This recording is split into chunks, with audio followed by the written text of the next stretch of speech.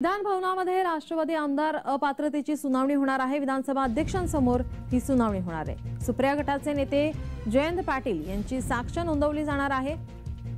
विधान भवनात राष्ट्रवादी आमदार अपात्रता संदर्भात सुनावणी होणार आहे। विधानसभा अध्यक्ष राहुल नार्वेकर यांच्या समोर ही सुनावणी पार पडणार आहे। आपले प्रतिनिधी मनोज जाळकर आपल्या सोबत जोडलेले आहेत। मनोज, या संदर्भात काय अधिकची माहिती?